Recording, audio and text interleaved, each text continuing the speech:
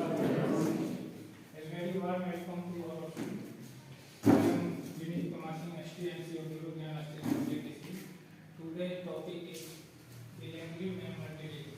We need nice training of the presentation. A video.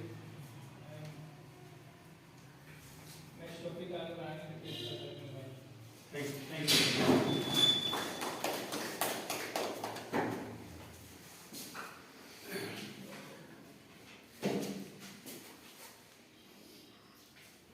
Good morning, our respected teachers, staffs, and co-staffs, as well as STNC of Guru Jnana Sthali.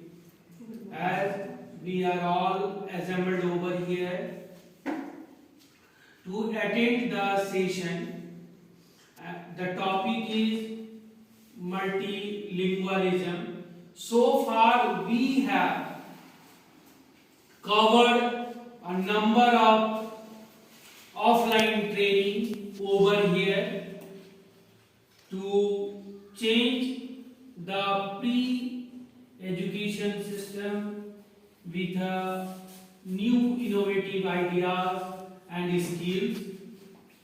So I am really thankful to RO Patna, which has provided an ample of opportunity to all teachers of CBSE schools so that they can get ways to improve themselves in their field so that they could teach in a better way and they can prove themselves better and they create such a children who can do the best in their future.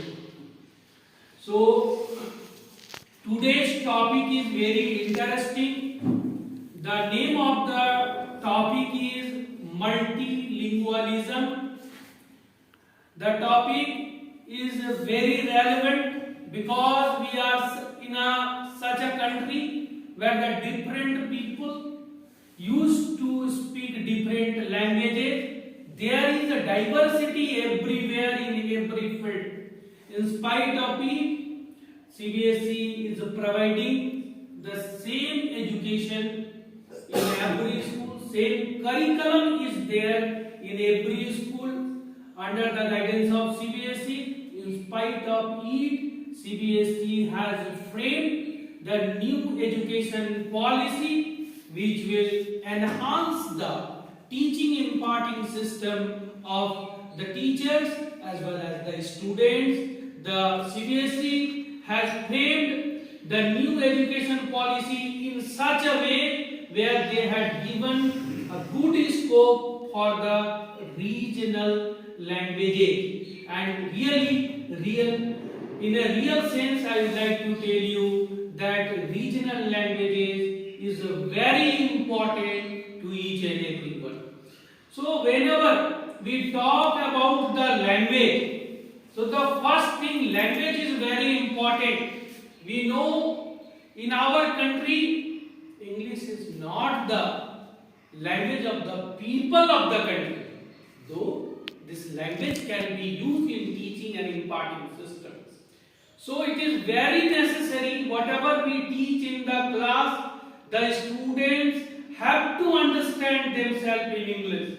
And though they used to speak different languages in their house, they used to speak different languages in their society. And one new challenge in teaching and imparting system is that they are forced to understand in English only. So think about this, how challenging work is for the student, not only for the student but for the teachers also. A subject teacher or any teacher have to face these challenges because whenever he or she used to teach in a class and if he or she knows only one language, then it is really a problem for him as well as the class to understand the subject matter.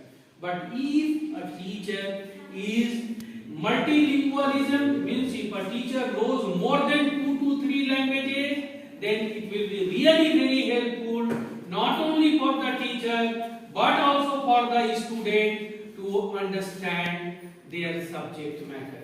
That is why we have brought a new topic according to CBSE guidance, and the topic is multilingualism.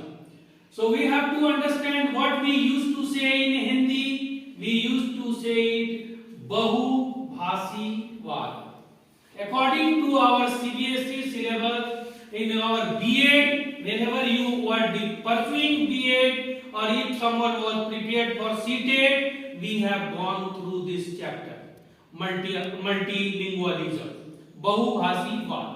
So what is multilingualism? What is it? It is the ability of an individual speaker. It is the ability of a single person or a community of speakers to communicate effectively in 3 or more languages. In 3 or more languages. That is called multilingualism.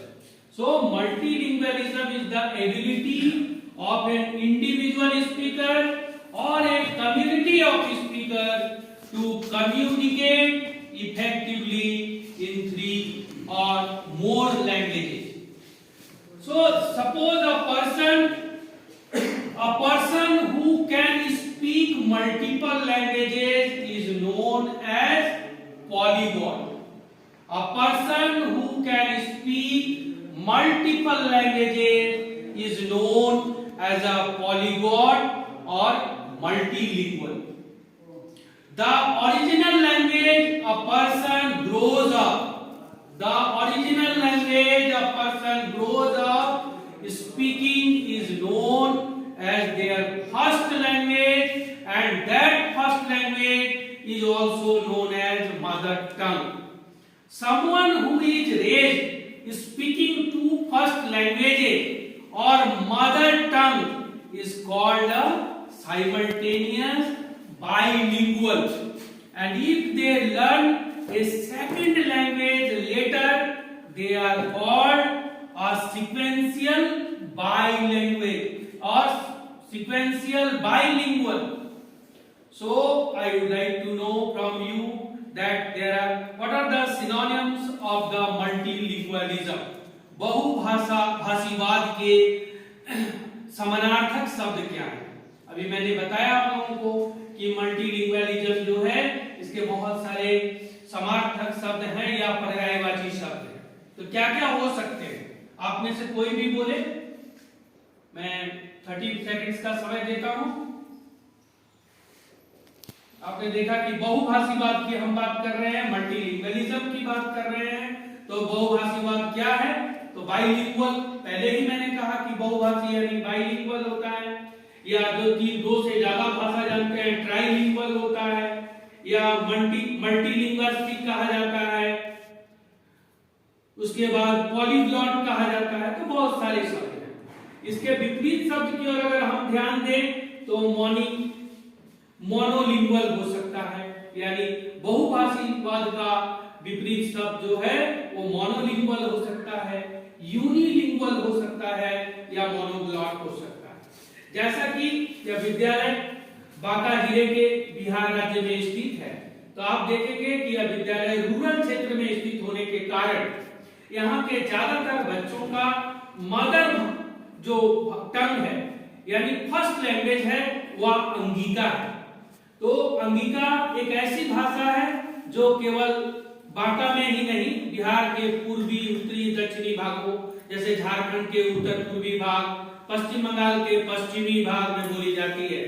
ये बहुत सारे, अब पश्चिमी भाग की बात करते हैं तो भागलपुर से लेकर अररिया तक के जितने हैं सभी जिलों में हम देखते हैं कि अंगिका भाषा बोला जाता है. यह किस तरह की भाषा है तो आपको जानकर आश्चर्य होगा कि एक भारतीय आर्य भाषा है. और क्या आप सभी में से, आप सभी बांका जिले से हैं, बांका जिले में निवास करते हैं, क्या आप कह सकते हैं कि अंगिका भाषा के आदि कवि कौन है?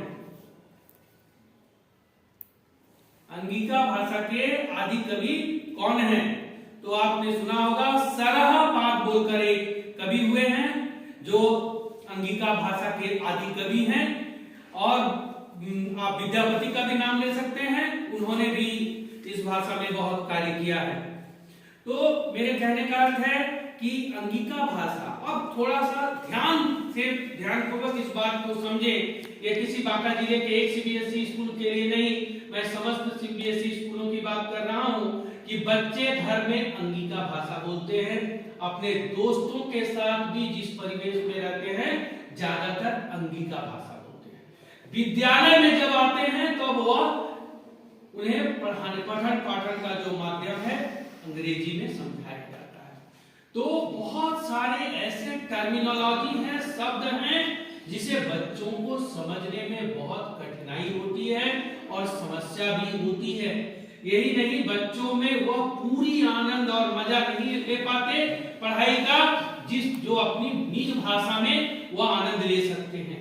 इसीलिए सीबीएसई के अनुसार जो नई मानदंड है उसमें हम क्षेत्रीय भाषाओं की ज्यादातर बहुतायत तरीके से उसका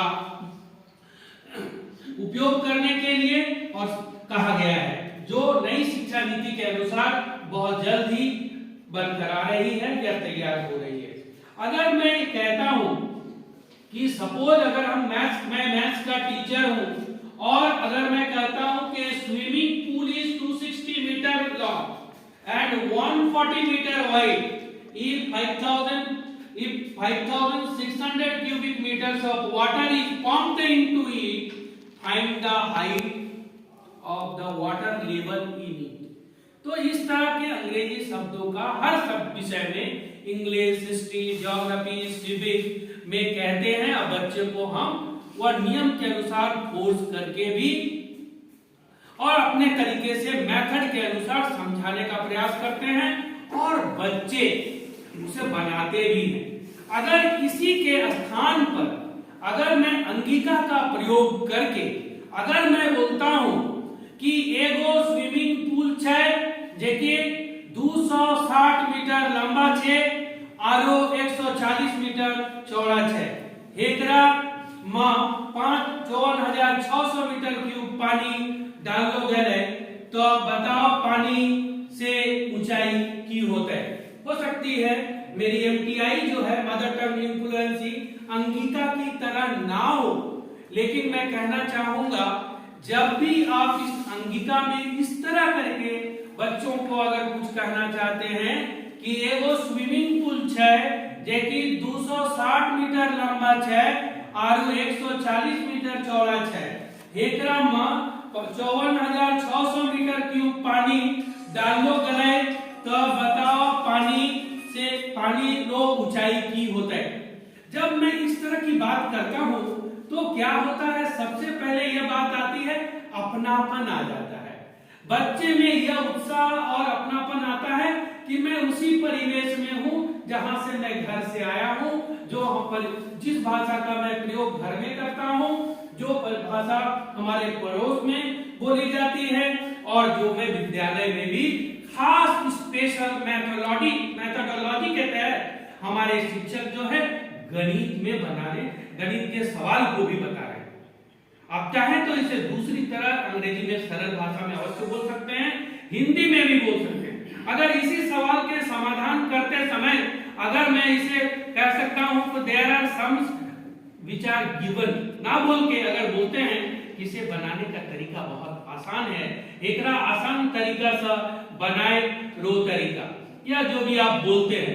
पहला है जो देलो छे ओकरा लिखो, माने जो दिया गया है please right whatever the given over here, लंबा चौड़ा वॉल्यूम, उसके बाद उसके सूत्र को बोलेंगे, उसके बाद जो है लेंथ ब्रेथ हाइट जो भी आप दिखाते हैं, उसके बाद मान लिए कि ऊंचाई 100 होता है। तो इस तरह के जब बच्चों में हम कूट कर उनके भाषा के अनुसार उनकी एफिशिएंसी लेवल के अनुसार उनके पास जाते हैं तब उनके हम बहुत नजदीक हो जाते हैं। बच्चों को लगता है कि हम ऐसे परिवेश में हैं कि अगर किसी भी तरह की कोई भी समस्या हुई तो बच्चे आसानी से आपके समक्ष आकर अपनी भाषा में अपनी मान को, अपनी बात को व्यक्त कर सकते हैं।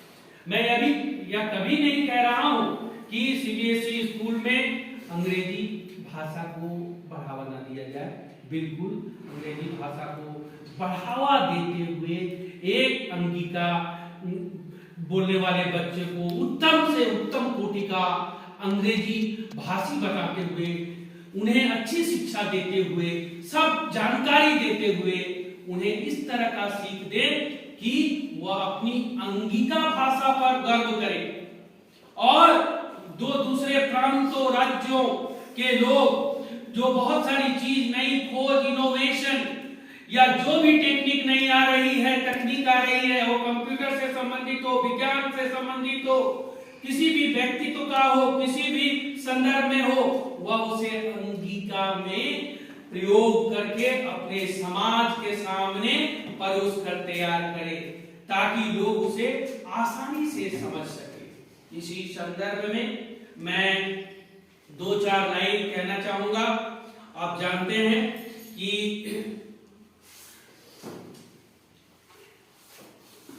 बहुत सारी कविताएं जो है इस अपने भाषा के बारे में लिखा गया है और मैं चंद पंक्तियों के माध्यम से आपको समझाने का प्रयास करूंगा कि निज भाषा क्या होती है। निज भाषा उन्नति रहे सब उन्नति को मूल, बिन निज भाषा ज्ञान के मिटत न हिय को सूल। अंग्रेजी पढ़ी के यद्यपि सब गुण होत प्रवीण, पै निज भाषा ज्ञान बिन रहत हीन के हीन। उन्नति पूरी है तबही जब घर उन्नति होय, निज शरीर उन्नति किए रहत मूढ़ सब कोय। निज भाषा उन्नति बिना कबहु न होए सोय, लाख उपाय उनके यूं भले कर किन कोय। एक भाषा एक जीव एक मति सब घर के लोग, तबे बनत सबन सो मिटत मूढ़ता सो। यानी निज यानी अपनी भाषा से ही उन्नति संभव है, क्योंकि यह सारी उन्नतियों का मूलाधार है। मातृभाषा के ज्ञान के बिना हृदय की पीड़ा का निवारण संभव नहीं है। विभिन्न प्रकार की कलाएं, असीमित शिक्षा तथा अनेक प्रकार का ज्ञान सभी देशों से जरूर लेने चाहिए, जानना चाहिए, प्रयोग करना चाहिए, परंतु उनका प्रचार मातृभाषा के द्वारा ही करना चाहिए। क्योंकि जब तक आप किसी चीज को व्यक्त अपनी मातृभाषा में नहीं कर सकते, तब तक किसी व्यक्ति को समझ नहीं आता। अगर मैं कहूं कि यहाँ आस पास के गांव में कुछ हम लोग खास करके सम्मेलन करना चाहते हैं, तो हम जाकर वहां अवश्य शुद्ध हिंदी और अंग्रेजी का प्रयोग कर सकते हैं। लेकिन कोई स्कॉलर व्यक्ति अगर वहां जाकर अपनी बात को अंगिका भाषा में प्रस्तुत करता है तो लोग 99% बहुत अच्छी तरह से समझते हैं। क्योंकि जब तक हम किसी चीज को समझ नहीं सकते, तब तक हमें यह ज्ञान नहीं होता कि वह सही क्या है, गलत क्या है।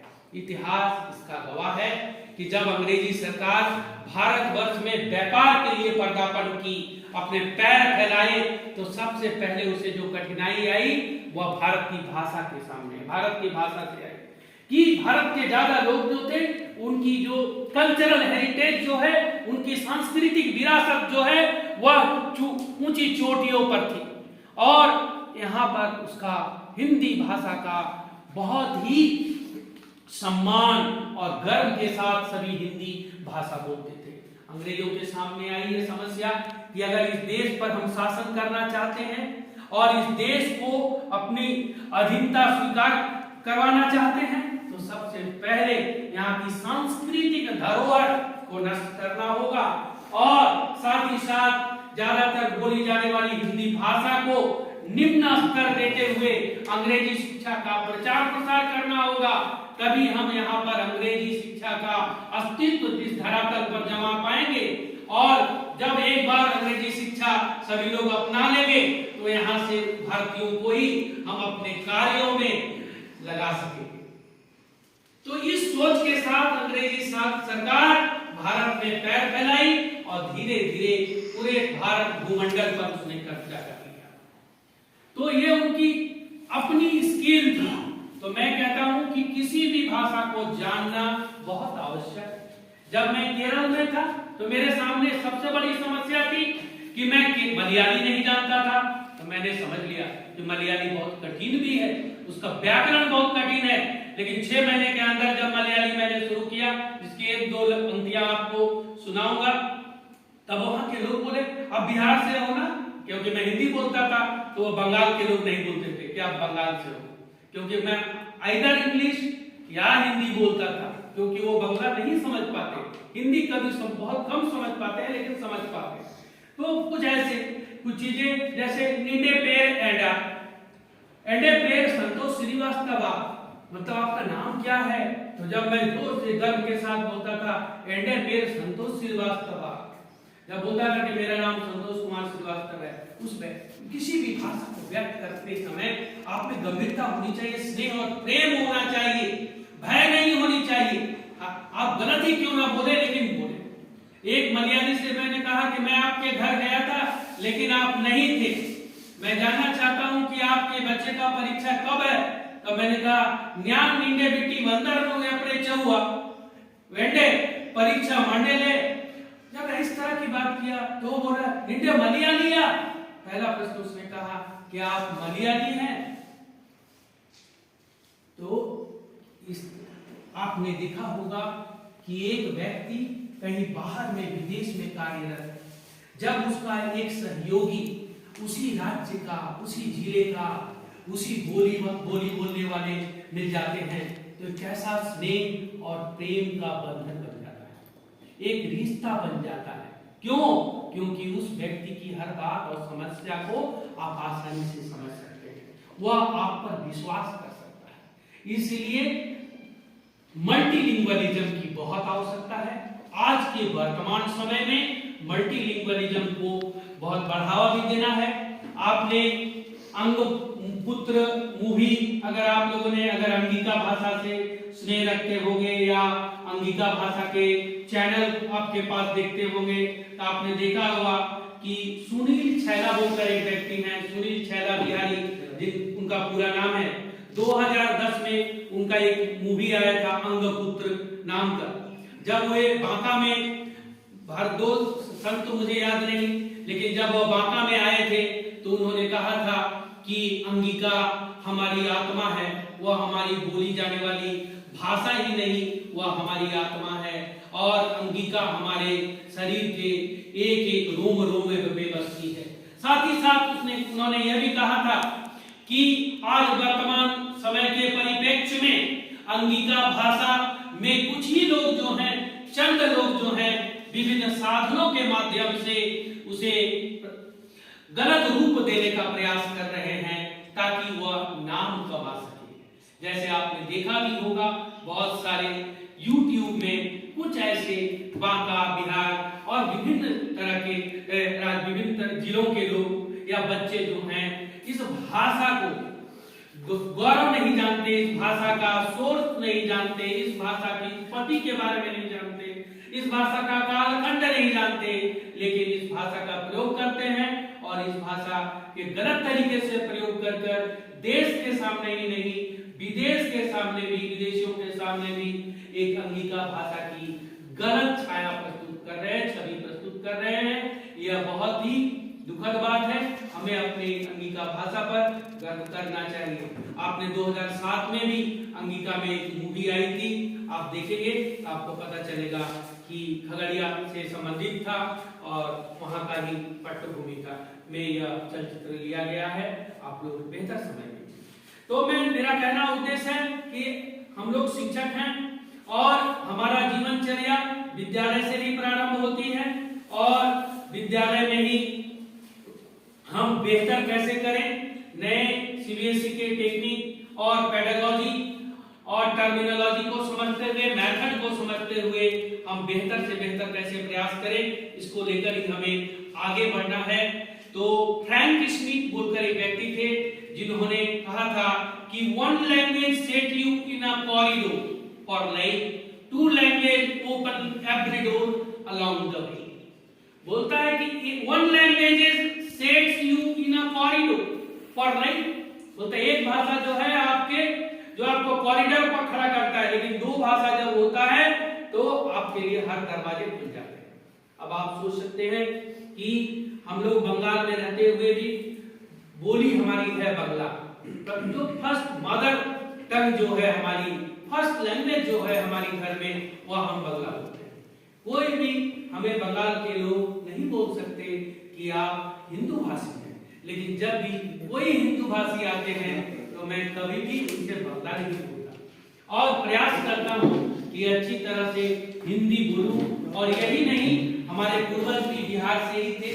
आज से 8 जनरेशन से पहले हमारे पूर्वज अच्छी तरह से बिहार के आरा में रहने वाले थे और अभी भी किसी न किसी तरह से कोई संबंध जुड़ा हुआ है। और आरा की जो उपबोली है, भोजपुरी है, उसे भी हम लोग जानने का प्रयास करते हैं। तो सिर्फ हिंदी, इंग्लिश, बांग्ला, मलयाली ही नहीं, इसके साथ साथ अन्य भाषाओं का ज्ञान बहुत आवश्यक है, ताकि आप कहीं भी जाएं, किसी से समझना चाहें, किसी क्षेत्र, किसी राज्य में वहां के लोगों से समझना चाहें, बोलना चाहें, तो वहां की बोली बहुत आवश्यक है। मैंने 5 साल लगभग औरंगाबाद में बिताया और औरंगाबाद की मगही भाषा को सीखने का प्रयास किया और जाना भी कि मगही भाषा में क्या सार है। मगही भाषा में अगर हम अच्छी तरह से मगही को समझ लें तो व्याकरण उसमें इतना अच्छा है कि उसके व्याकरण आपकी बोली में ही याद हो जाती है। तो वो मगही की गरिमा है। सब ये हिंदी की ही बोलियां या उपबोलियां हैं। तो विभिन्न स्थानों में मुझे कार्य करने का भी सेवा प्राप्त होता है। ईश्वर की कृपा से मैं विभिन्न राज्यों में काम करता हूँ, तो उसी समय उस जगह के भाषा को भी सीखने का प्रयास करता हूँ। सिर्फ इंग्लिश हिंदी ही नहीं, एक एडमिनिस्ट्रेटर को, एक प्रिंसिपल को वहाँ की लोकल भाषा, खास करके हिंदी तो अवश्य आनी चाहिए, जो ना आने के कारण आप अच्छी सही कम्युनिकेशन नहीं हो पाता है और विद्यालय में या लॉन्ग रन में इसे समस्या आती है। तो इसलिए मैं कहूँगा कि भाषा सीखने का कोई उम्र नहीं होता, समय नहीं होता। जहाँ भी आप जिस व्यक्ति के संसर्ग में रहें, भाषा का ज्ञान लें और उस भाषा को सीखने का प्रयास करें, लेकिन अपनी भाषा, निज भाषा को उतना ही महत्व दें और उसे हमेशा आत्मसात करके रखें। मैं डॉक्टर राजेंद्र प्रसाद का एक बार उदाहरण देना चाहूंगा कि आप जानते हैं कि डॉक्टर राजेंद्र प्रसाद इस भारत खंड के बिहार राज्य से ही बिलोंग करते थे और उन्होंने किस प्रकार स्थान स्वाधीनता प्राप्ति के बाद देश में प्राप्त किया। एक बार जब उनसे कोई मिलने उनके दफ्तर आते हैं, तब वह व्यक्ति सीधा साधा साधारण व्यक्ति नहीं, उसे यह ज्ञान नहीं था कि उसे वहां पर ऑफिस में, कार्यालय में आकर उसे शुद्ध हिंदी या इंग्लिश में बोलना होगा। उसे देखते ही वह इतना प्रसन्न हो जाता है उसका मित्र, और वह उससे गले मिलने के लिए कहता है कि रउआ कैसन बानी, हम बहुत दिन से रउआ के इंतजार करत रही, रउआ एको को पत्र ना लिखनी, ना रउआ मिले के प्रयास कैली, रउआ से मिले खातिर हम बिहार से दिल्ली आई बानी। वो कहते हैं कि I have tried many times to communicate with you but all in vain, as we were childhood friend, I always used to miss you. As you are not turning to Bihar after getting such a position, you are so busy in your hectic life, so I have decided myself to meet with you within your office, in your office. यह कहकर वह वहां जाता है, जितने अन्य पदाधिकारी थे वह देखकर आश्चर्य हो जाते हैं। उसी तन्मयता के साथ उन्होंने अपने मित्र का आलिंगन किया और उन्हीं अपनी मातृभूमि में उनका स्वागत किया। सभी लोग देखते रहे और तालियां गूंज उठी वहां पर। इस कहने का अर्थ है कि व्यक्ति कहीं का भी हो, किसी राज्य का हो, किसी भी क्षेत्र में काम करता हो, उसे अपनी भाषा पर गर्व होनी चाहिए और उसे अपनी भाषा को समझना चाहिए। इसके बाद मैं हमें आदरणीय ठाकुर सर से कहना चाहूंगा कि अंगिका या मैथिली से संबंधित कुछ ऐसा गाकर सुनाए ताकि लोगों में इस एक तरह की उत्साह हो, ताकि वह अंगिका और मैथिली की और उनकी रुझान बढ़े, रुचि बढ़े।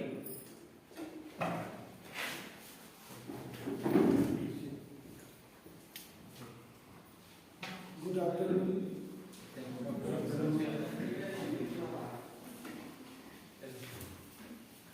वैसे तो कई भाषाओं का ज्ञान होना बहुत अच्छी बात है, क्योंकि भाषाओं के ज्ञान से अनेक समाज के अंदर जो संस्कार छुपे हैं उनसे परिचय होता है, और बहुत तरह की भाषाओं का ज्ञान होने से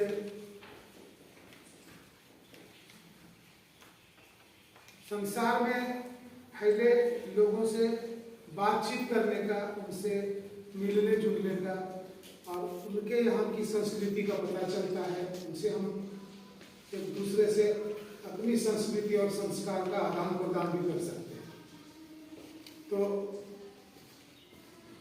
अंगिका भाषा और मैथिली भाषा बहुत ज़्यादा प्रचारित नहीं है हमारे देश में, सीमित जगहों पर बोली जाती है। और भारत तो भाषाओं का ही देश है, बहुत सारी भाषाएं बोली जाती है। तो हमारे यहाँ बिहार में मैथिली और अंगिका बहुत ही कर्णप्रिय, सुनने में बहुत ही अच्छा सुखद अनुभव देने वाली भाषा है। और हम लोग मैथिली से संबंधित भी हैं। हमारे रामायण में हमारा जो धर्म ग्रंथ है वहाँ भी सीता मैया का नैहर मिथिला ही है। और मिथिला भाषा, जिसको मैथिली भाषा कहते हैं, वो बहुत ही कर्मप्रिय और बहुत ही मधुर है। तो मैं उसी भाषा में एक बहुत ही प्रसिद्ध कवि विद्यापति, जिनके बारे में सभी लोग जानते हैं, उनके द्वारा रचित एक भजन को की दो चार पंक्तियाँ मैं आपको सुनाना चाहूँगा, और आपको लगेगा कि सच में ये बहुत कर्मप्रिय और सुमधुर भाषा है।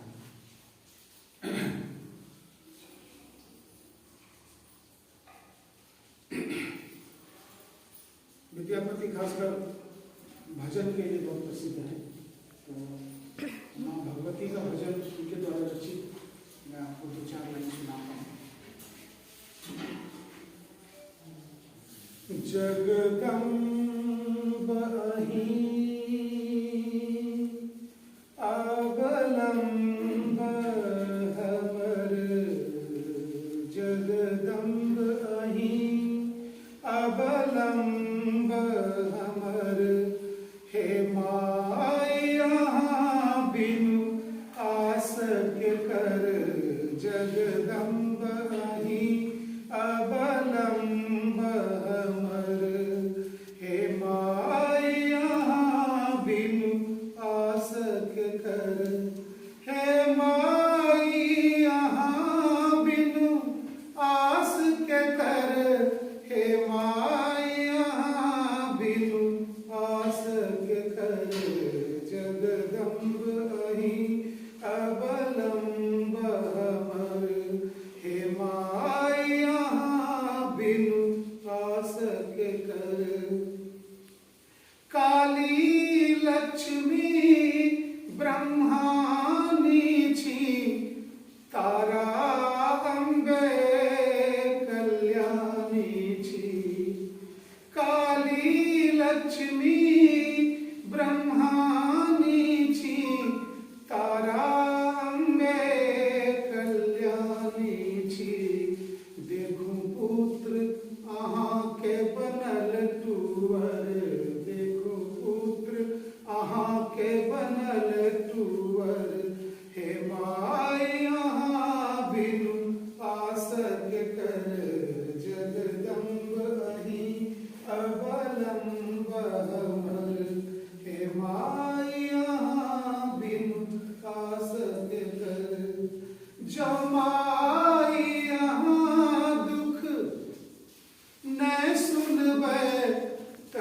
जाई कहम ककरा कहबै जमाई यहाँ दुख नहीं सुनबै त जाई कहम ककरा कहबै देखूं हम पड़ल अछि बीच भंवर देखूं हम पड़ल अछि बीच भंवर हे माय यहाँ बिनु आसक कर जगदम्ब अहीं अवलंब हमर हे माय यहाँ बिनु आसक कर।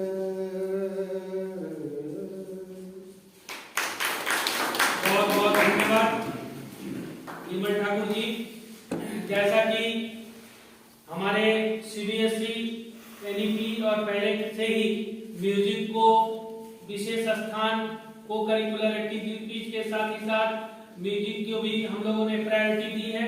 सीबीएसई ने भी इसकी प्राथमिकता दी है। म्यूजिक और सिंगिंग के माध्यम से हम अपने बच्चों में अपने स्थान के लोकगीत के साथ साथ देशभक्ति की भावनाएं और संगीत से संबंधित बहुत सारे करियर उनके सामने ला सकते हैं। उनकी रुझान जो है संगीत के प्रति ला सकते हैं और उन्हें संगीत से रूबरू करा के उनकी संसार की, भारत की और अपने क्षेत्र की विरासत को समझा सकते हैं और यह भी बता सकते हैं कि संगीत का पूजा या संगीत के उपासक होना कितना पवित्र और पावन होता है। या उन्हें केवल एक जीवन के लिए मार्ग ही प्रशस्त नहीं करेगा बल्कि साथ ही साथ उसे आनंद से विभोर कर देगा। इसीलिए हमारे विद्यालय में संगीत के शिक्षक हैं और नियमित रूप से संगीत का वर्ग चलता है। संगीत से संबंधित जितने भी इंस्ट्रूमेंट्स हैं वह सभी हैं ताकि बच्चों में विभिन्न तरह के स्कोप पैदा किए जा सके, उनकी इच्छा पैदा की जा सके ताकि वह संगीत के प्रति रुचि लें और उनकी रुझान संगीत की ओर बढ़े। पढ़ाने का सिर्फ तरीका हमारा पुस्तक से ही नहीं लेकिन हॉलिस्टिक डेवलपमेंट से है ताकि बच्चे का हॉलिस्टिक डेवलपमेंट हो। इसीलिए एनईपी के तहत और सीबीएसई ने जो बहुत सारे नए आयाम तैयार किए हैं जो आने वाले समय में सीबीएसई के बच्चों के लिए पढ़ाई के साथ ही साथ उनका करियर का भी तैयारी अच्छी तरह से हो जाएगा। इसी क्रम में हम लोग एनईपी के तहत आगे बढ़ते हुए मल्टीलिंगुअलिज्म की ओर जाते हैं। तो मैंने जैसा कहा कि आप मल्टीलिंगुअलिज्म का प्रयोग करते हैं। अगर आप ऐसा नहीं है कि आप एक भाषा जानते हैं तो आप टीचर नहीं बन सकते या आप अच्छे टीचर नहीं बन सकते, ऐसा कहीं नहीं है। आप एक भाषा में भी आप अच्छे शिक्षक बन सकते हैं। आप अगर बहुभाषी हैं, 2 से 3 4 भाषाओं का ज्ञान है तो कहीं भी किसी भी समय आपको समस्या नहीं होगी। मैंने बहुत बार यह समस्या देखा है कि खास करके वैसे लोग जो सिर्फ अपनी क्षेत्रीय भाषा को नहीं जानते हैं और ज्यादातर अस्पताल वेलोर चेन्नई में जाते हैं तो उनके पास 2 विकल्प बचता है। अभी हालांकि हिंदी का भी प्रभाव वहाँ अच्छा खासा है लेकिन विगत 10-15 वर्ष पहले यह विकट स्थिति थी कि कोई भी व्यक्ति अस्पताल में अगर वहां जाता था अपने साथ एक बहुभाषी को लेकर जाता था, वह उनका रिश्तेदार हो, मित्र हो, ताकि डॉक्टर से बात करने में, वहां कुछ दिन रहने में उनकी मदद हो सके, किसी तरह की समस्या ना हो। तो आप देख रहे हैं कि समस्या होती है। अगर व्यक्ति एक भाषा को जानता है, सिर्फ क्षेत्रीय भाषा को जानता है या हिंदी को जानता है, दूसरी भाषा को नहीं जानता है, उसे समस्या होती है। तो आप सोच कर देखें कि रूरल एरिया में जहां सीबीएसई विद्यालय है, जहां से अधिकांश बच्चे एक ही भाषा को घर में बोलते हैं, अपने समाज में बोलते हैं और उसे एक नई भाषा में विद्यालय में पढ़ाया जाता है, तो उस समय हमारा कर्तव्य कितना ज्यादा बढ़ जाता है कि कितने अच्छे तरीके से मेथड के साथ पेडागोजी को फॉलो करते हुए बच्चों को आसान तरीके से सुगमता के साथ पढ़ाएं, ताकि उन्हें एक भाषा के साथ साथ दूसरी भाषा का ज्ञान आसानी से सरल तरीके से हो जाए, उन्हें किसी भी तरह का संकोच, स्ट्रेस या समस्या का सामना न करना पड़े। तो language across curriculum is a modern approach. That language learning should be occurred throughout the school. Definitely I am talking about CBSE, ICSE or any government school in different parts of India. So school hours in language classroom as well as other subject classrooms. The goals of LAC are simply, LAC stands for language across the curriculum. So the goal of LAC are simply speaking to support language development. It is the need of the hour to support language development in each and every child, in all domains of language used in each learning activity in school, and this implies to reflect about the strongly language mediated evaluation criteria for success in academic learning, in passing tests and in getting good marks. So the overall goal is not just developing cognitive academic language proficiency, but conceptual literacy. LAC has been embraced by a number of academic institutions nationwide and is a readily identifiable means to indicate a student's ability to engage in multilingual learning in preparation for workplace. Now I will request our sports teacher to show a movie to all of our mentors regarding multilingualism.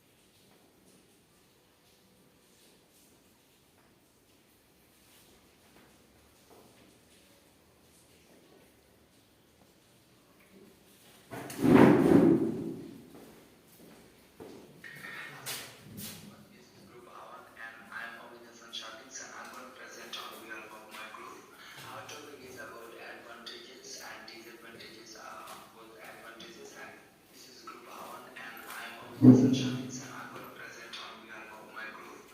Our topic is about advantages and disadvantages of living in a multicultural society. And this is our group member name. First is my Amita Sunshine, then Mustafa Musab Nabi, and Mutasir Abrar, Naimul Hassan Shimon, Yusuf Abdullah Mahfuz, Abu Said Qudri Duman, and Ahmed Al Munazir. So, in the introductions of our topic, advantages and disadvantages of living in a multicultural society, we can say that multicultural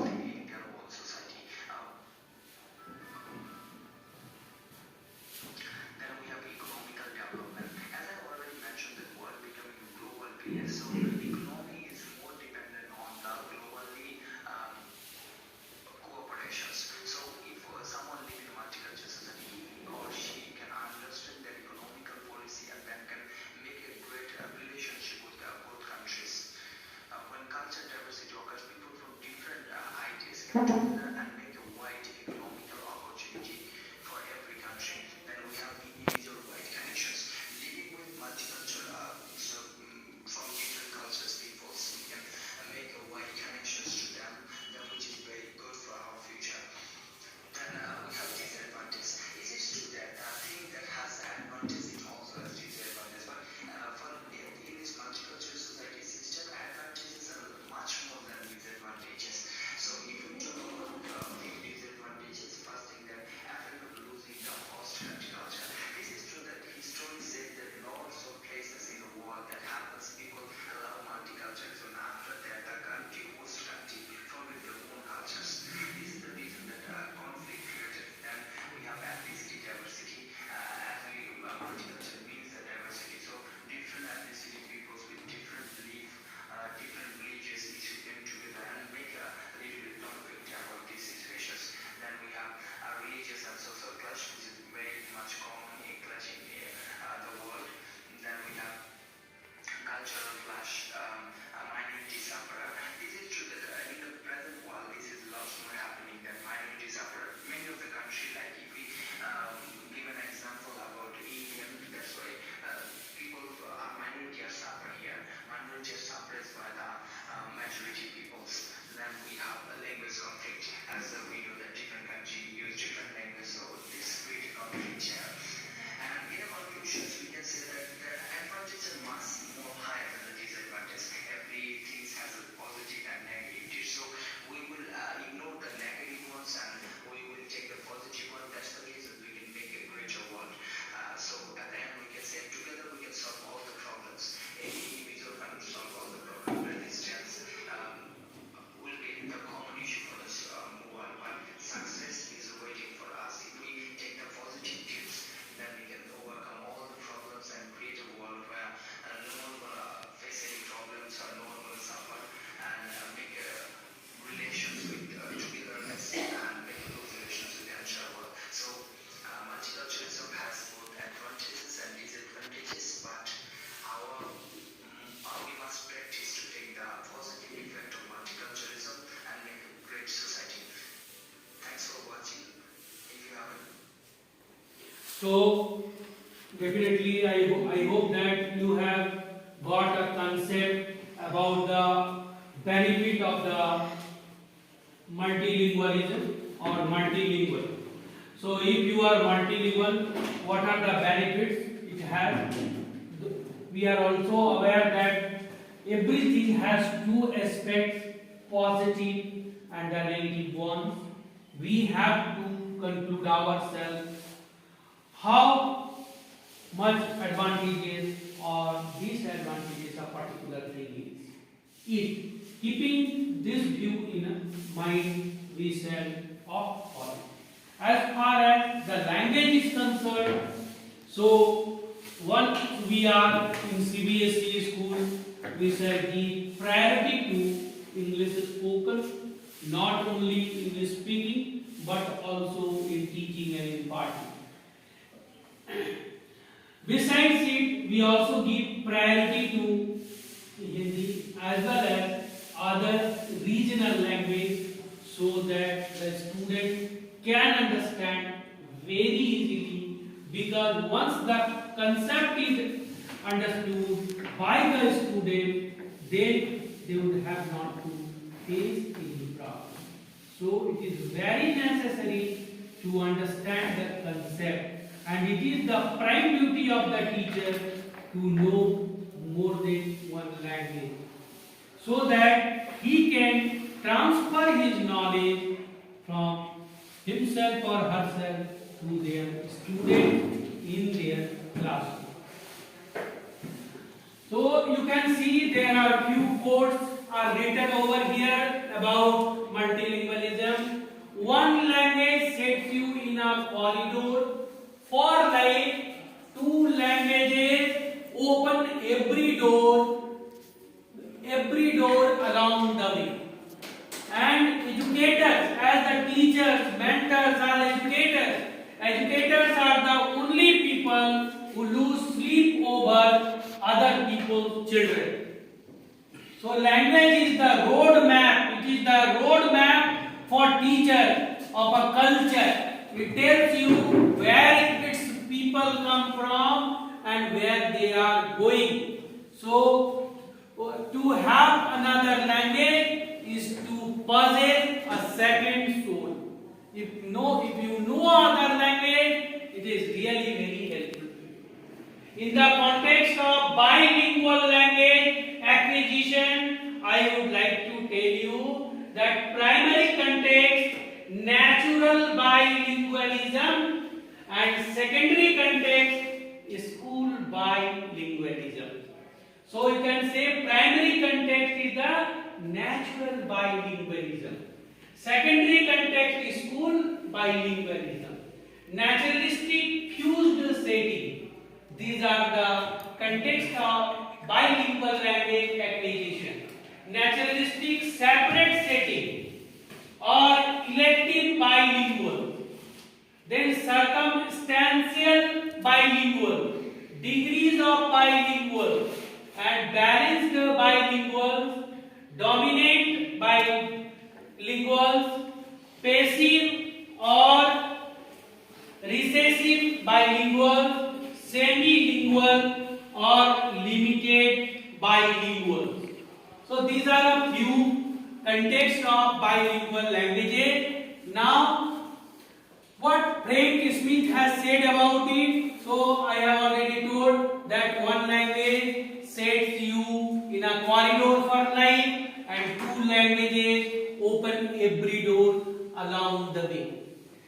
What Nicholas has said, so Nicholas has said to the educators are the only people who lose sleep over other people's children. So language is the roadmap of a culture in where the teachers are such people who cultivate the interest to know about other language among the students in their classes. So bilingualism and multilingualism are the most obvious and salient cares of variation to deserts. It is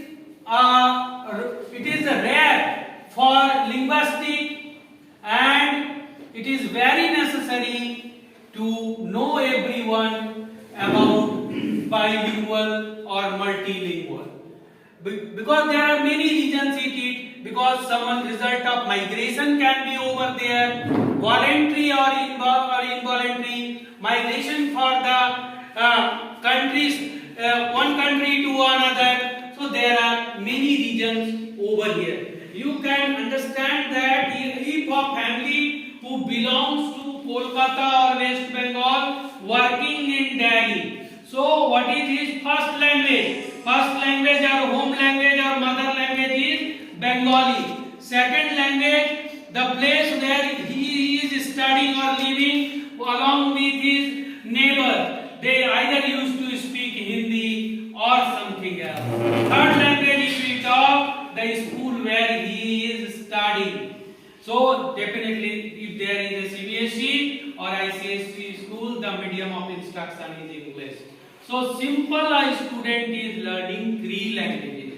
It generally also happens that in your family, either a student belong to a particular rural area, he used to speak in his own regional language, but once the teachers or elders or unknown come, he used to speak in Hindi. It means he used to learn 2 languages at his home, and third language he used to learn once he comes to school.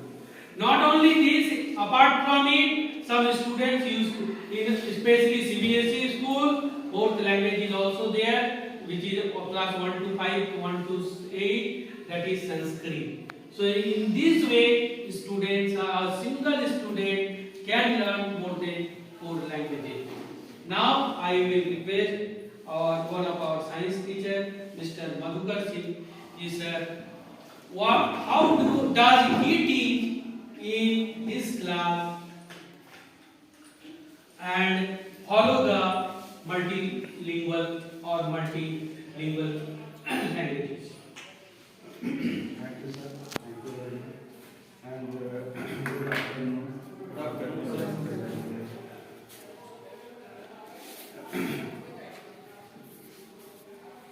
मैं सभी के समक्ष अपनी भावनाओं को रखना चाहूँगा भाषा के प्रति।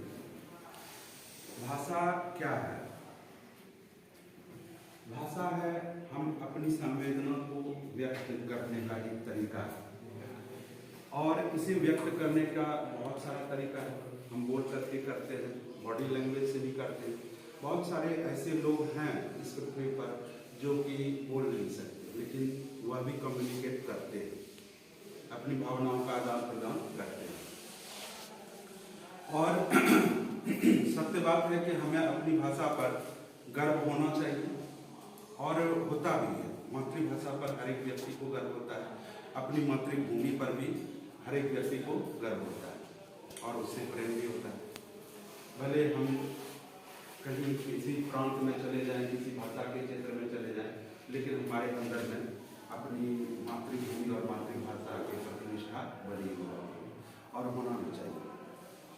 और कहा जाता है कि मनुष्य अपनी संवेदना, चाहे वह दुख हो या खुशी हो, वह अपनी मातृभाषा में ही व्यक्त करता है, क्योंकि वह एक आटाप होता है, सोची समझी प्लान नहीं होती है। अगर अचानक आप किसी पीड़ा के शिकार हो जाए तो आपकी जो वेदना है आपकी मातृभाषा में ही परिलक्षित होगी।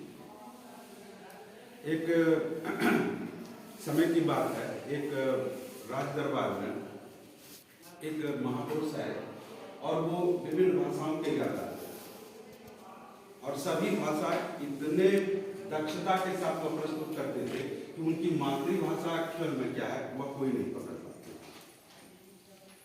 तो उन्होंने चैलेंज किया कि कोई भी मेरी मातृभाषा को बता करके देखे, और उसमें से सभी लोगों को यह टास्क दिया गया। सभी लोग उसके लिए पता लगाने में फिर गए कि मातृभाषा, कोई उनके पीछे लगे हैं, कोई सोते जगते इस तरह से उनके पीछे लगे हैं, लेकिन कोई भी पकड़ नहीं पाया। तब उसमें से एक व्यक्ति थे जो बहुत बुद्धिमान थे, उन्होंने तरकीब लगाया, और जब वह सोए हुए अवस्था में थे तो उनके कान में कुछ डाला, और जैसे ही बुदबुदी आई तो उनके मुंह से शब्द निकला, और वह मातृभाषा में थी। तो उनकी मातृभाषा उस समय पर, तो हम अपनी संवेदनाओं जो मतलब जो हमें पीड़ा देती है या खुशी देती है वह प्रायः मातृभाषा में। और हम लोग CBSE विद्यालय में पढ़ा रहे हैं एक लंबे समय से, और हमारे ऊपर अंग्रेजी भाषा का एक गहरा असर है, बल्कि कई विद्यालय इस भाषा को प्रेशर के रूप में क्रिएट भी करते हैं या बर्बस हो जाता है, जो समय और परिस्थिति का डिमांड होता है उसके अनुसार। लेकिन मैं बताना चाहूँगा अपने अनुभव के आधार पर, जो हिंदी भाषा है वह सर्वोत्तम और बिल्कुल वैज्ञानिक है।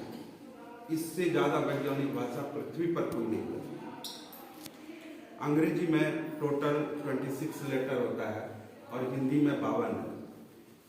गौर से देखेंगे वोकल कोड का भरपूर प्रयोग किया गया है हर एक अक्षर में, जैसे क, ख, ग, घ, अंग। आप गौर से देखेंगे तो वोकल कोड यहाँ से स्टार्ट होता है और अंत तक जाता है। तो प्रोनाउंसिएशन से संबंधित कोई भी द्वंद्व इस भाषा में है ही नहीं। बच्चे कंफ्यूज करते हैं कई बार।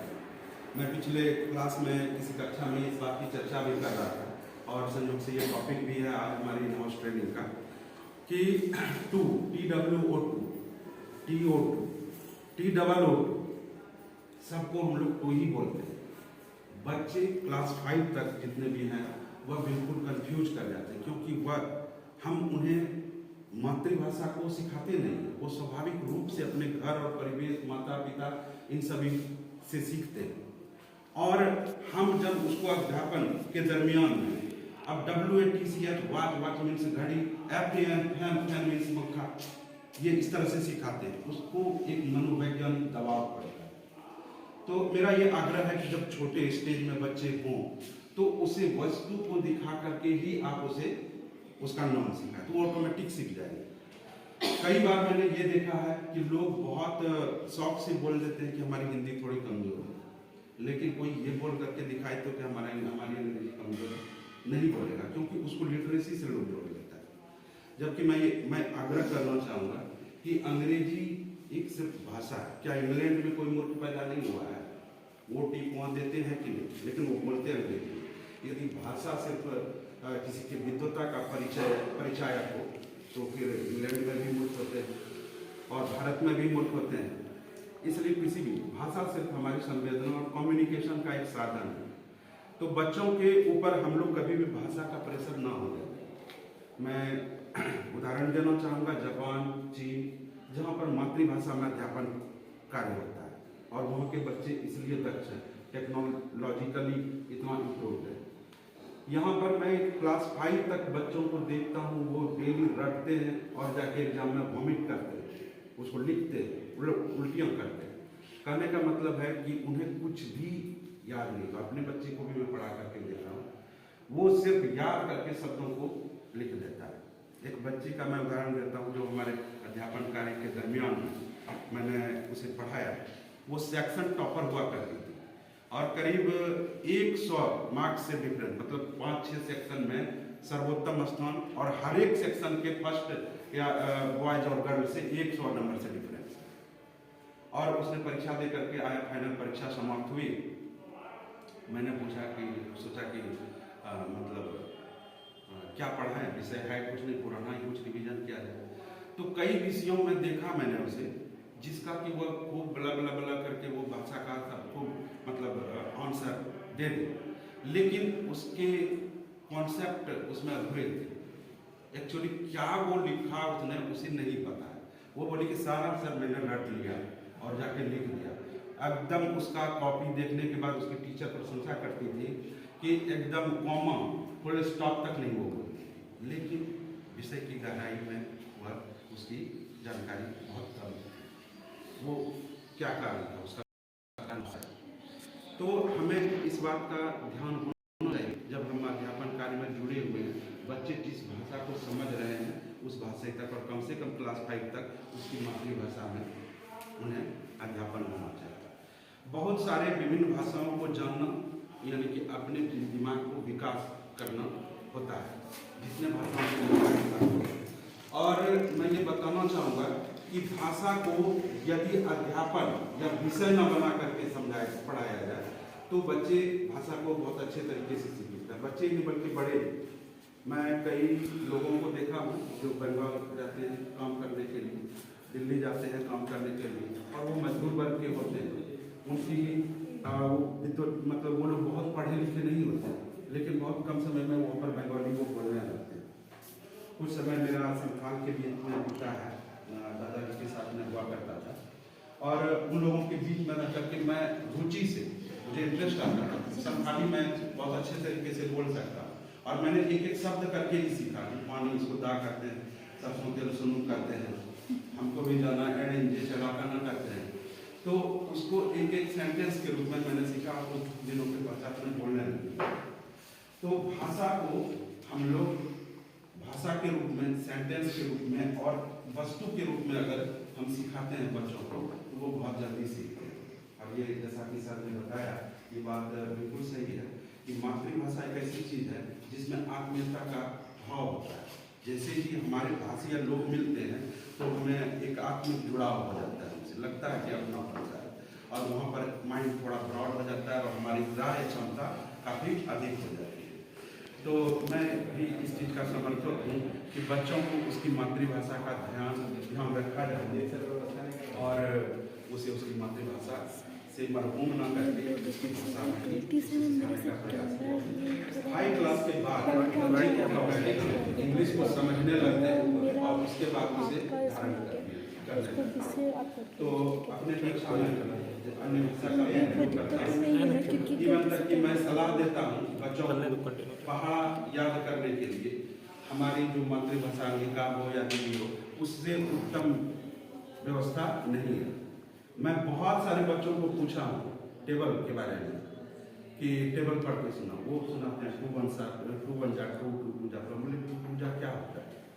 और मैं दावे के साथ बोलता हूँ कई बच्चे और कुछ शिक्षक भी हम देखे कि वो 2 2 जा 4 पढ़ा रहे हैं, वो है क्या। हमको खुद जब हम इंग्लिश में माध्यम हम चूँकि बिहार बोर्ड से हैं तो मुझे इसका मौका नहीं मिला, पढ़ाने के दरमियान में इसी मैं वाकिफ हुआ। कई बच्चे ने लिखा टू जेड ए जा FOUR, वो क्या है, क्या मीनिंग है इसका? नहीं तो आप सबों को मैं चैलेंज करता हूँ, अपने क्लास में बच्चों से जाकर पूछिएगा एक्चुअली वो है क्या। वो होता है 2 1s are 2, 2 2s are 4, जो कि यहाँ वही कम्युनिकेशन का गैप है, भाषा का ही द्वंद्व है। बच्चे उसको एक रट के रूप में ले लिए, और मैं 10 तक के बच्चे को भी ये पूछ करके देखा हूँ। उस समय मेरी क्यूरियोसिटी थी, आखिर ये पढ़ा क्या है। हम लोग तो बोलते हैं 2 दूनी 4, 2 तिया 6, इसका मतलब है कि हम मल्टीप्लाई करें, दूनी मतलब मल्टीप्लाई। ये अंग्रेजी में क्या है भाई?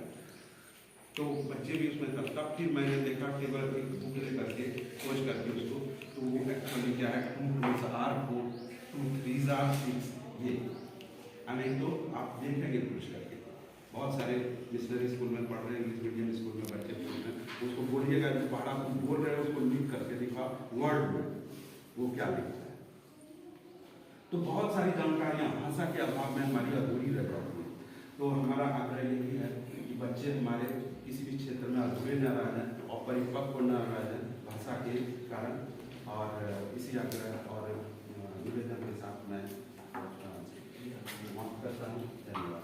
बहुत बहुत धन्यवाद मधुकर जी, आपने एक बहुत अच्छा उदाहरण सबसे पहले दिया कि किसी विद्वान व्यक्ति, बहुभाषी व्यक्ति के वास्तविक भाषा की पहचान कैसे की जाए, जिसमें आपने अकबर और बीरबल की कहानी से एक अच्छा उदाहरण प्रस्तुत किया कि व्यक्ति सोते समय या किसी भी कष्ट में होता है तो वो अपनी मातृभाषा में ही अपनी मन की भावनाओं को अगले के सामने प्रदर्शित करता है, क्योंकि वही भाषा उसे हमेशा उसके रोम रोम में आत्मसात रहती।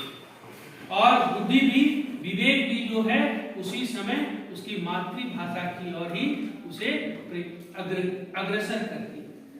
तो ये बहुत अच्छी बात थी। दूसरी बात मैं कहना चाहूंगा कि हमारे आदरणीय मधुकर जी के माध्यम से सभी शिक्षक शिक्षिकाओं को ये कहना चाहूंगा, जिसका मैंने विस्तृत चर्चा पहले के स्लाइड में किया है, कि अपनी भाषा को, यानी हिंदी भाषा हो या बोली या उपबोली अंगिका हो, उसको महत्व देते हुए उसकी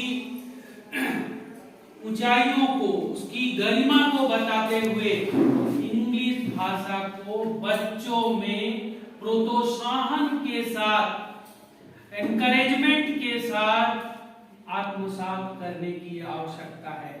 हम जहां हैं वही हमारी मंजिल नहीं है, हमें इससे आगे बढ़कर जाना है। रामधारी सिंह दिनकर ने कहा है, रोटी उसकी जिसकी अनाज उसका श्रम।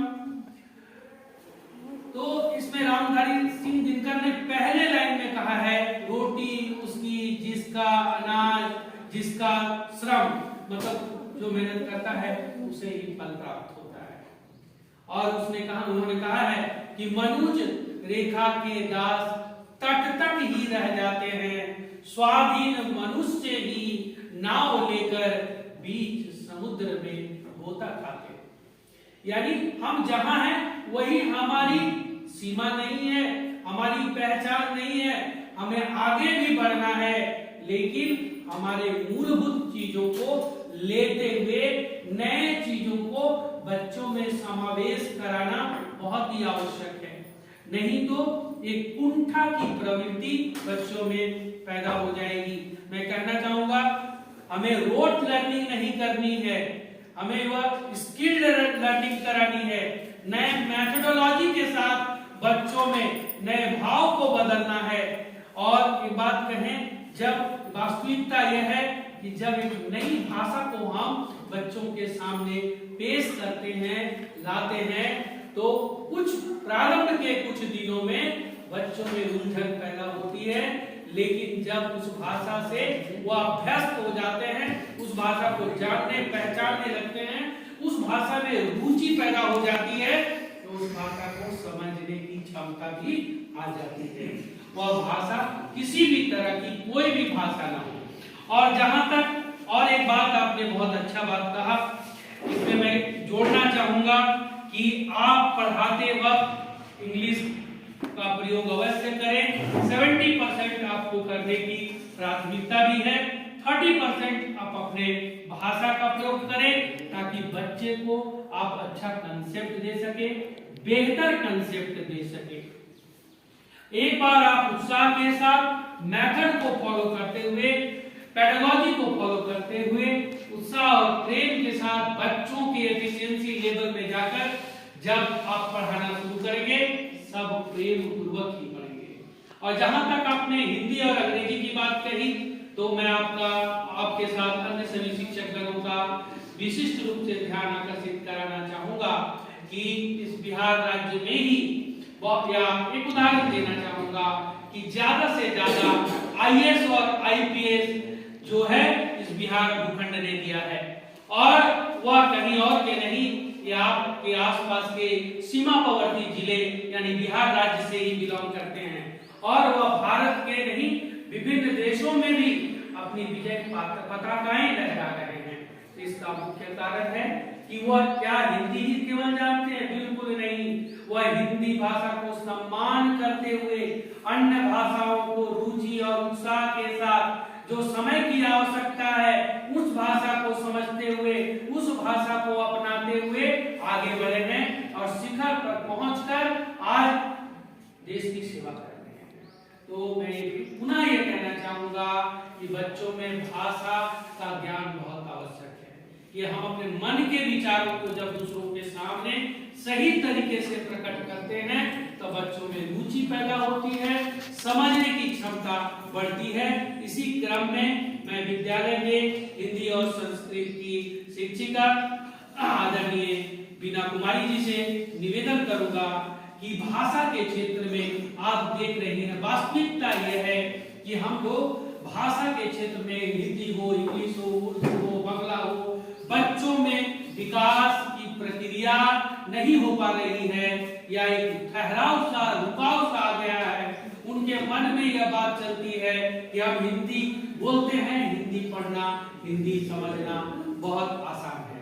तो किस प्रकार हिंदी के असंख्य स्कोप है जो उसको करियर की ओर ले जाएगा और एक नया रास्ता, आयाम प्रस्तुत कर सकते हैं बच्चे।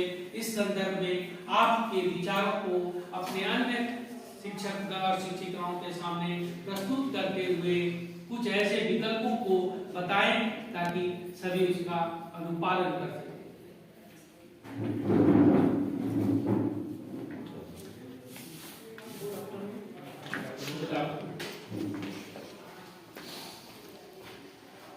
हिंदी हमारी राष्ट्रभाषा है, हिंदी हमारी मातृभाषा है, और हम जब बच्चा जन्म के बाद वो पहला भाषा सीखता है अपनी माँ के बोल में, तो उसकी वह मातृभाषा होती है।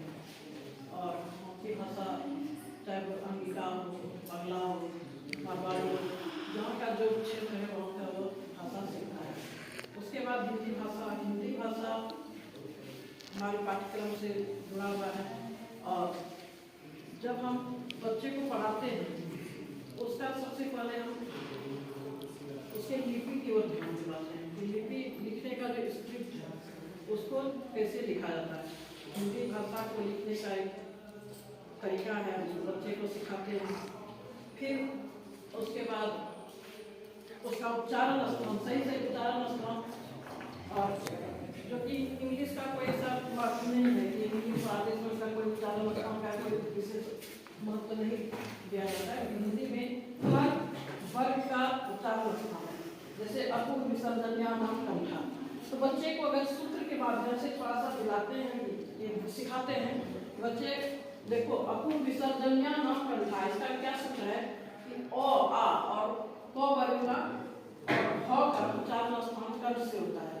तो बच्चा के इस सूत्र के माध्यम से अगर बच्चे को उसका उच्चारण की ओर ध्यान दिलाते हैं तो बच्चे के दिमाग में बात बैठ जाती है।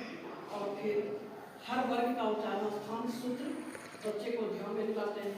फिर भाषा क्या है, भाषा अभी जैसे हमारे सब सर जी बताए कि भाषा मन का भाव है। हम अपने मन के भाव को जो दूसरे के सामने प्रकट करते हैं वही हमारी भाषा है। भाषा चाहे वह लिखित हो या मौखिक। मौखिक भाषा पहले आया और बाद में लिखित भाषा। तो इस माध्यम से बच्चे को हम सिखाते हैं और बच्चे उसको समझते भी हैं। तो भाषा को पढ़ने से पहले भाषा केवल उसका उच्चारण स्थान, तो उसका कविता अगर पढ़ते हैं, कविता का लय चढ़ाव होता है, उसका आरोह अवरोह जो क्रम होता है उस पर ध्यान दिलाते हैं। किस कविता को किस भाव से पढ़ा जाता है। कहानी जब पढ़ाते हैं तो कहानी में कहानी का जो मेन उसका मुख्य उद्देश्य है, सार है, उसको पढ़ा करके बच्चे को समझाना। तो बहुत तरह का माध्यम है पढ़ा करके बच्चे को आगे बढ़ाने की कोशिश करते हैं। बहुत बहुत धन्यवाद मीना मैडम जी। तो हमें यह बात अच्छी तरह से समझना भी चाहिए और इस पर मंथन भी करने की आवश्यकता है कि हम प्रतिदिन 6 से 7 पीरियड लेते हैं और हमारी भाषा जो है हिंदी, अंग्रेजी या क्षेत्रीय अंग्रेजी या संस्कृत होती है, तो उस भाषा को बच्चों में किस प्रकार ट्रांसफर करें, साथ ही साथ पढ़ाते समय बच्चों में उस भाषा के प्रति रुचि कैसे पैदा करें और उस भाषा के प्रति नए नवीनतम खोज बच्चों में खोजी प्रकृति कैसे पैदा करें, साथ ही साथ उस भाषा में बच्चे को एक अहम इच्छा हो कि नहीं यह हमारी मातृभाषा है या इस भाषा को मुझे और बेहतर जानना है, बेहतर समझना है। यह बात बहुत आपने अच्छा कहा कि संस्कृत भाषा में जो ज्ञान दिया गया है, जो सूत्र विवृत किया गया है, जिन सूत्रों के माध्यम से संस्कृत भाषा का गौरव आज से नहीं, आज 5000 वर्ष से पूरे भारतवर्ष में ही नहीं बल्कि विदेशी भी आकर इस भाषा को आकर अध्ययन किए हैं और उन्होंने अपनी भाषा में इसके सभी पुस्तकों का अनुवाद करके संसार को बताया है। इसमें कोई संदेह नहीं कि संस्कृत ही ऐसी भाषा है जो आप देखें कि विदेशों में, यूएसए की बात करता हूँ, कि संविधान में पार्लियामेंट का प्रारंभ जो है संस्कृत भाषा के ही शब्दों से, संस्कृत के शब्दों से ही, उच्चारण से ही प्रारंभ होता है। यही नहीं, वहाँ के कैम्ब्रिज, आप ऑक्सफोर्ड यूनिवर्सिटी जो है, वहाँ कैम्ब्रिज, ऑक्सफोर्ड, मैंने 2 नाम बताए, और अन्य विश्वविद्यालय है, यूनिवर्सिटी है जहाँ संस्कृत की पढ़ाई होती है। अब आप सोच के देखें, कैम्ब्रिज में, ऑक्सफोर्ड में इंग्लैंड और यूएसए के छात्र और विभिन्न देशों के छात्र छात्राएं वहाँ संस्कृत भाषा का ज्ञान अर्जन करते हैं और संस्कृत में लिखी सभी पुस्तकें, वेद, पुराण, विज्ञान से संबंधित, अर्थ से संबंधित सभी पुस्तकों का अध्ययन करके रिसर्च कर रहे हैं।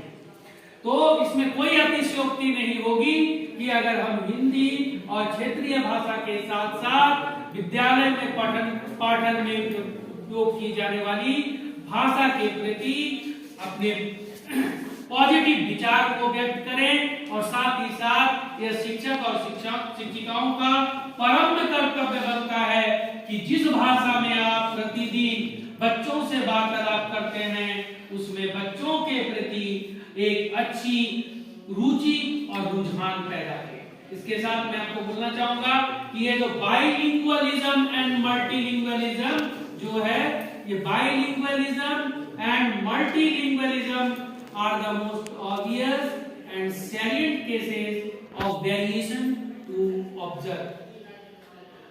Monolingual speech communities are rare. Monolingual countries are even rare.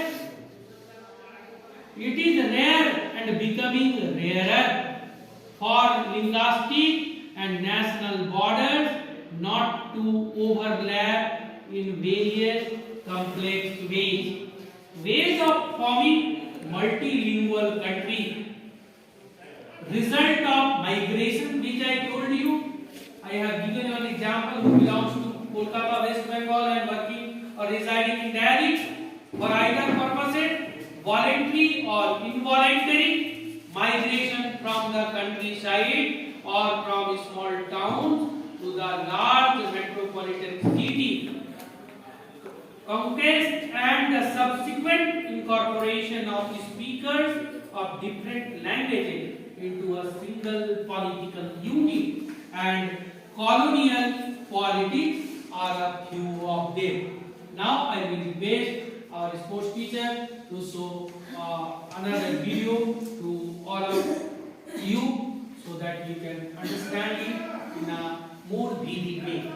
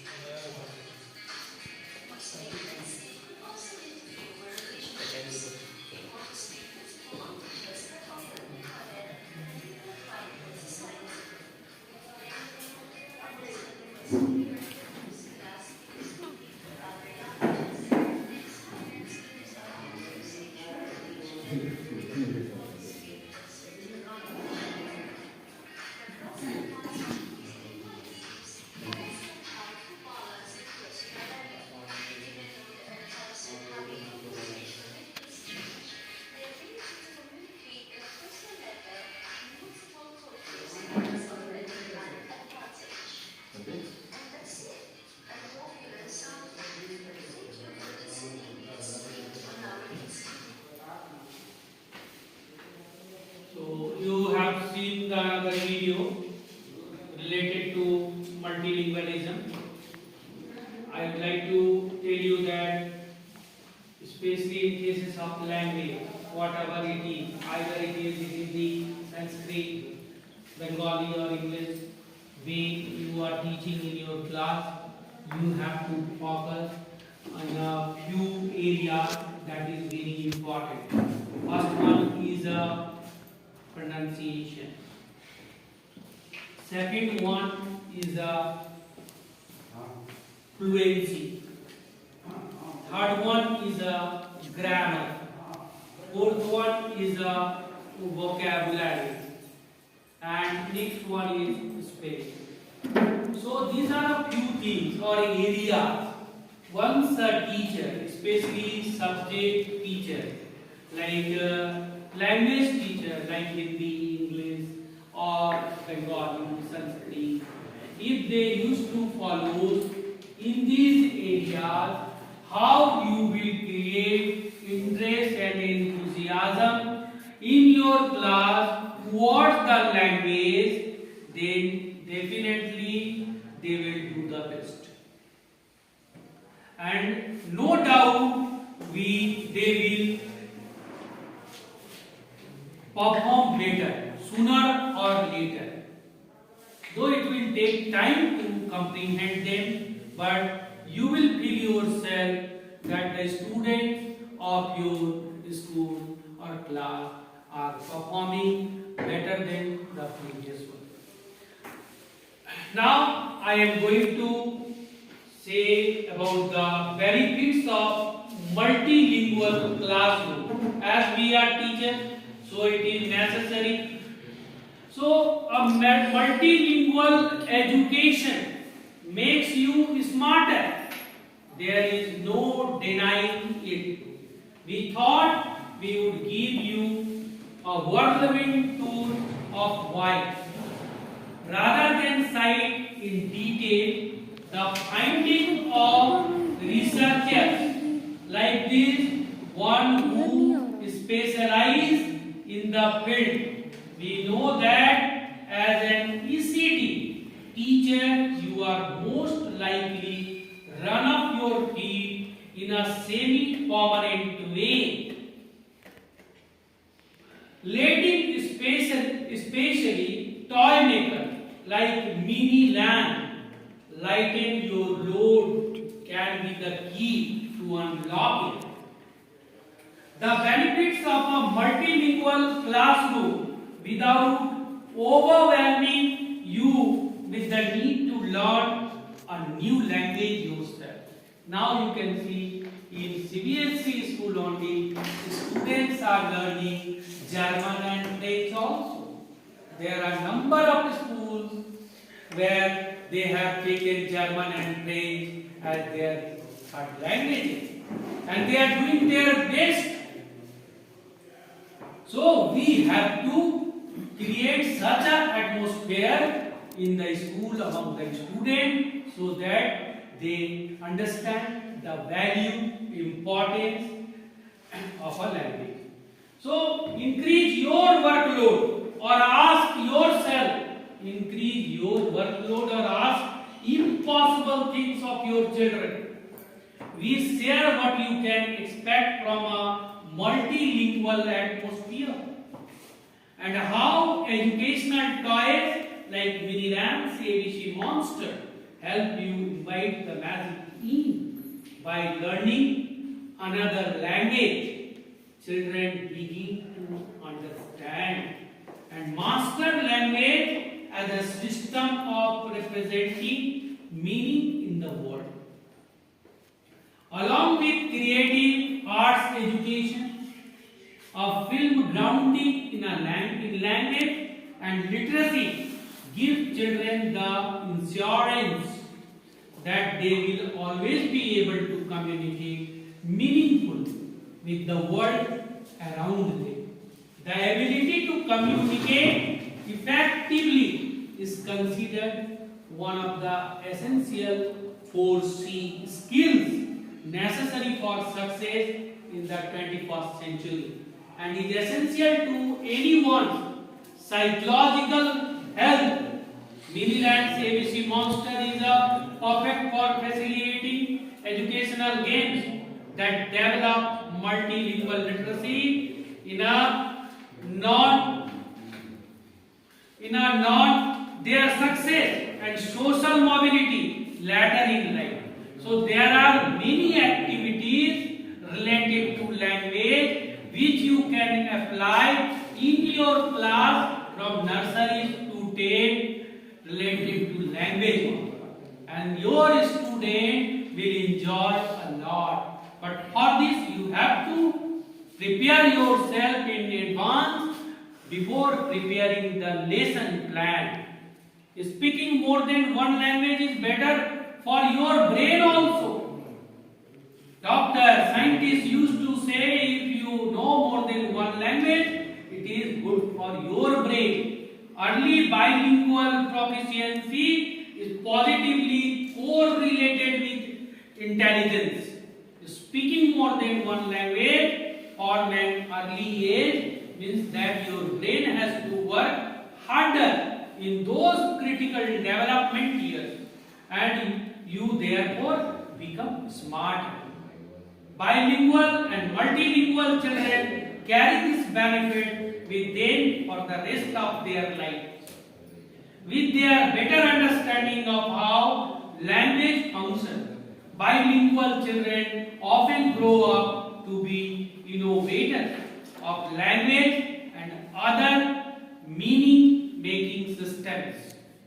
So they are also found to have better attention spans because they have had more practice at paying mindful attention to things like choosing which language to use or interpret.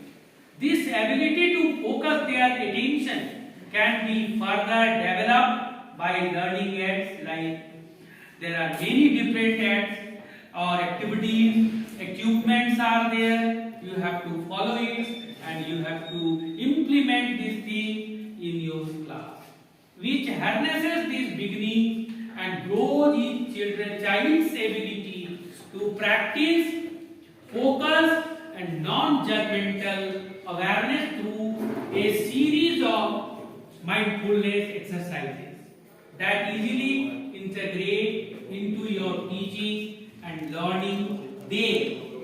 Children, suppose who speak multiple languages become better at every language. Overall, for example, a Spanish language, a Spanish speaking child will eventually be better at English if allowed to draw on their knowledge of their home language in your classroom.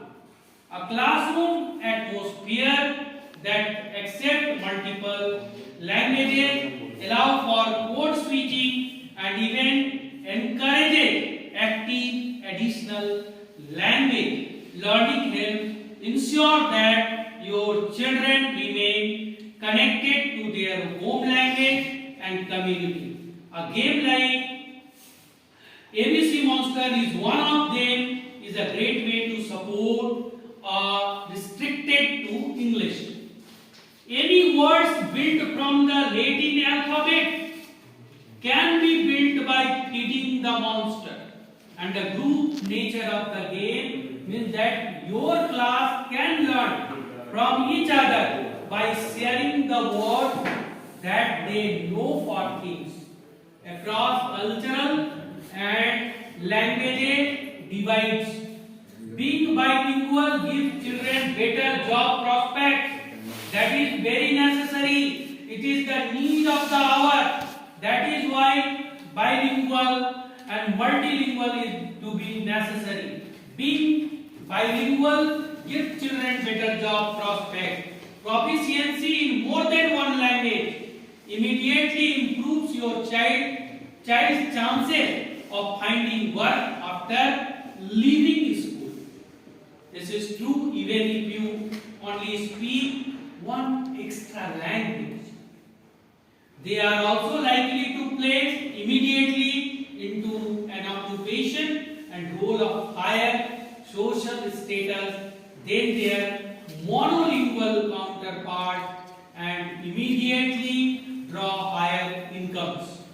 This is due not only to the fact that speakers of more than one language have more highly developed cognitive skills and therefore perform better at general tasks on average, but also because they have to understand to a wider job market by committing to including games are there. They are in number of ways, no doubt in it, given the vast benefits available to speakers of multiple languages, support you in creating a multilingual classroom, and each game or toy is accompanied by a way to guide that allows for English, Spanish, French, German, Portuguese, or even Italian instruction. While you might not make use of all of these, it pays to know you have some extra possibilities in your back pocket when faced perhaps by a new addition to your class who may value beginning with a friendly hello in their home language. Find out how you can support multilingual education in your classroom by exploring our different techniques or methods and pedagogy. Now we are come to end of the session. Only one slide is left, which I am going to discuss. Please pay attention on it, as everything has two aspects. In the same way, multilingual classroom has some disadvantages also, which I am going to tell you. Multilingualism creates congestion